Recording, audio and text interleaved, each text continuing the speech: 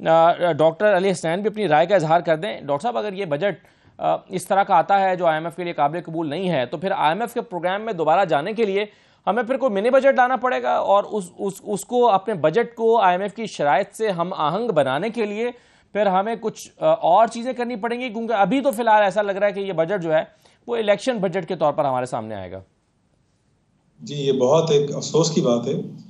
کہ ایک اپوزیشن کے ختم ہو جانے کے بعد بھی گورنمنٹ جو ہے وہ ایک الیکشن بجٹ کی طرف جا رہی ہے. اور میں نے بار بار میں بات دہرا رہا ہوں آج کل کہ یہ بھی میٹر نہیں کرتا کہ آپ الیکشن جیتتے ہارتے ہیں، یہ میٹر کرتا ہے کہ اکانومی کدھر پہنچ گئی ہے اور آپ اس کے لیے کوئی سیریس ایکشنز لے رہے ہیں کہ نہیں لے رہے ہیں. اگر آپ ہم یہ نہیں کہہ سکتے ابھی جب تک بجٹ سامنے نہیں آتا کہ بجٹ کی کس ڈائریکشن میں جائے گا اور کس ٹائپ کا بجٹ ہوگا، لیکن اگر آپ باقی ہماری ساری ایکشنز دیکھیں تو ہمیں کوئی 4 یا 5 ایسے میجر ایریاز ہیں جہاں ہمیں ایفرٹ کرنا ہے اپنے آپ کو اس اکنامک کرائسس سے نکالنے کے لیے، اور ان میں سے ہم نے کسی ایک کے اوپر بھی ایکشن لینا شروع نہیں کیا. اور ساری گفتگو ہماری آئی ایم ایف کے ارد گرد ریوالو کرتی ہے. اگر فرض کریں 1 منٹ کے لیے کہ آئی ایم ایف نہ ہو تب بھی ہم اکنامک کرائسس میں ہیں، اس لیے کہ ہم نے اپنے آپ کو، جس طرح دوسرے گیسٹ نے کہا کہ ہم نے اپنے آپ کو ایک امپورٹ لیڈ اکانومی بنایا ہوا ہے. امپورٹ لیڈ اکانومی چل نہیں سکتی جب تک آپ دوسرے اور قرضے نہیں لیتے، اور ہم نے اپنے دوستوں اور باقی دنیا سے اتنے قرضے لے لیے ہیں کہ جب انہوں نے اس کا ہاتھ روکا ہے، مزید قرضے دینے سے اپنا ہاتھ روکا ہے، تو جو ہماری ایگزسٹنگ پرابلمز ہیں وہ اب بڑھتی جا رہی ہیں اور اس پوائنٹ پہ پہنچ گئی ہیں. اور انہوں نے بالکل صحیح بات کی کہ انہوں نے کہا کہ معیشت جو ہے وہ اس کے ساتھ سودیلوں والا سلوک ہو رہا ہے. اور آج بھی آپ خبریں اٹھا کے دیکھیں تو کوئی بھی نیشنل لیڈرشپ میں ایسا نہیں نظر آ رہا کہ جس کا لگ رہا ہو کہ راتیں جو ہیں وہ اس میں نیند ان کی خراب ہو رہی ہو اس بات پہ کہ ابھی اس سال یعنی لاسٹ ایئر ورلڈ بینک نے کہا کہ انفلیشن اس سال شاید پاکستان کو 23% کی فیس کرنی پڑے، اور ہم ایکچولی 37-38% انفلیشن کی بات کر رہے ہیں. تو اتنا ایکسٹریم کرائسس جس کے اندر کہیں سے بھی کوئی لیڈرشپ نظر نہیں آ رہی. تو اب دیکھنا ہے کہ آگے کس طرح یہ کیا لے کے چلتے ہیں. لیکن وہی بات ہے کہ اگر یہ باقی چیزیں کرنا شروع کی ہوتی ہیں انہوں نے، مثال کے طور پہ ایف بی آر کو اسٹرینتھن ڈاکٹر صاحب یہ کہا کہ یہ جب آپ اپنی اکانومی کو، ڈاکٹر صاحب آپ نے کہا کہ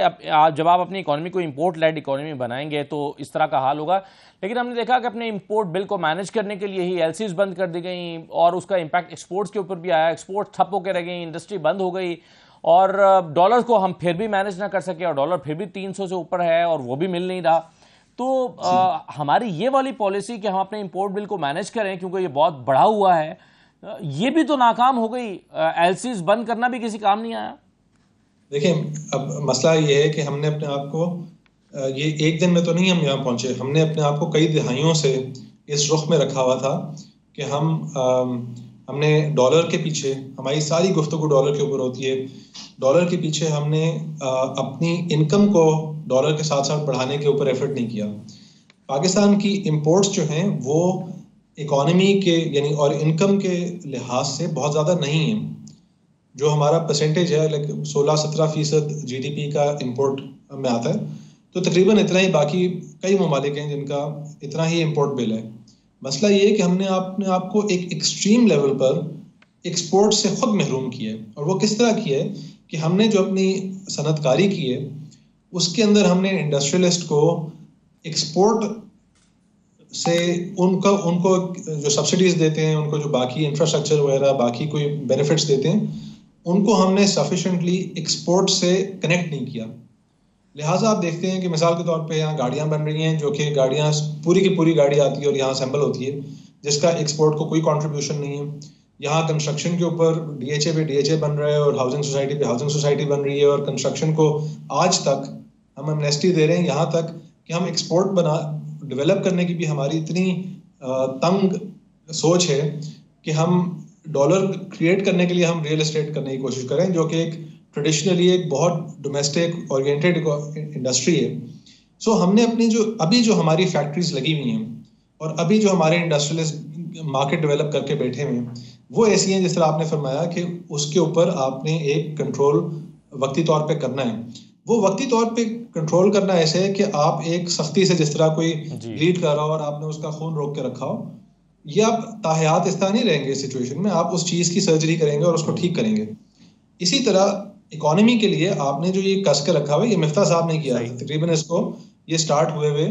سال ہونے کو آیا، پورا سال ہم اسی سچویشن میں رہے، اس سے زیادہ ہو گئے. اس دوران رسپانسبلٹی ہماری یہ تھی کہ ہم ان چیزوں کو درست کرنا شروع کریں جو کہ بنیادی مسائل ہیں، جس کے اندر میں نے لیک آف ایکسپورٹ کی بات کی. تو ہم اپنی جو ہمارے سیکٹرز، مثال کے طور پہ کسی نے آج کل بہت شیئر ہو رہا ہے، شاید آپ نے بھی دیکھا ہو، کہ ہماری نمک جو مائن ہوتی ہے وہ دوسرے ملک میں جا کے پیکج ہو رہی ہے، یعنی ہم اپنی نمک کو صرف ڈبے میں ڈال کے ایکسپورٹ نہیں کرنے کے قابل ہوئے. اس کے اوپر حکومت کی سنسیئر ایفرٹ کی ضرورت ہوتی ہے. دیکھیے، باتیں ہم نے کافی کر لی ہیں کہ یہ کس طرح سچویشن پیدا ہوئی ہے، اور یہ آج کی پرابلم نہیں ہے. ابھی آپ کی گروتھ صرف ایک وجہ سے کم ہوئی ہے، اور ابھی ہم جو پریشان ہیں وہ صرف ایک وجہ سے ہیں کہ ہمیں باہر سے قرضے ملنا بند ہو گئے ہیں. اگر آج آپ کو آ کے کوئی قرضہ دے دے تو پاکستان میں لیڈرشپ کے اندر بالکل ذرا برابر بھی انٹرسٹ نہیں ہے اپنی ڈیسٹنی کو اپنے ہاتھ میں لینے کا، اپنی ریفارمز کرنے کا. سو گروتھ بھی جو ہماری پرانی گروتھ تھی جس کے اوپر لوگ بھڑکے مارتے ہیں، وہ گروتھ اس لیے تھی کیونکہ اس وقت پہ قرضے انفلو کر رہے تھے، اور فار واٹ ایور ریزن جس کے اندر سب سے جو میموری میں سب سے قریب ہے وہ شاید سی پیک ہے، کہ سی پیک ایک چائنا کا فیصلہ تھا، وہ بیلٹ اینڈ روڈ انیشیٹو بنا رہے تھے، انہوں نے مختلف ملکوں کو قرضے دیے، صرف ہم نہیں تھے، ہم ان میں سے ایک تھے. خوش نصیب تھے کہ ہماری ان کے ساتھ کچھ تھوڑی الائنس قریب تھی، انٹرسٹ قریب تھے، دوستی تھی. انہوں نے ہمیں ایک گولڈن اپرچونٹی دی، اور ہم نے وہ سارے لونز جو ہیں وہ ایسے اٹھ پٹانگ قسم کے پروجیکٹس کے اوپر لگائے کہ جس سے آج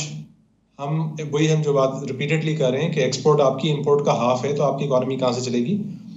ہم نے کوئی ایسے پروجیکٹس نہیں لگائے جو ہماری ایکسپورٹس کو انیبل کر رہے ہوں، اور کوئی ہم نے بنیادی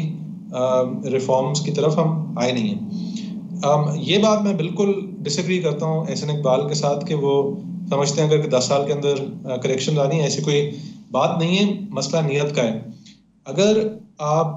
صرف اٹھا کے تاریخ پڑھیں تو 91 کے اندر انڈیا کے اندر ریفارمز آئے، انہوں نے 1 سال کے اندر فیصلہ کیا کہ وہ اپنے آپ کو ٹھیک کریں گے، اور اگلے سال سے بہتری آنا شروع ہو گئی، کیونکہ ہم نے جو چیزیں اسٹرکچرلی خراب کی ہوئی ہیں. اگر آج یہ کامران صاحب نے فرمایا کہ آپ کے پاس نادرا ایک اینٹی ہے جو کہ آپ کو ایک گولڈن اپرچونٹی، میرے نزدیک، میری نظر کے اندر یہ ہم نے خود نہیں شاید کیا ہو، اس کی بنیاد رکھی ہو. آئی تھنک اس زمانے کے اندر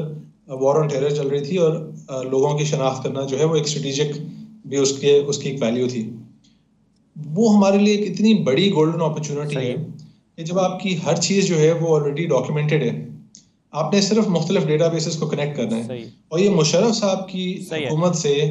رائے صاحب، آپ ڈاکومنٹڈ اکانومی اور انڈاکومنٹڈ اکانومی کی بات کر رہے ہیں.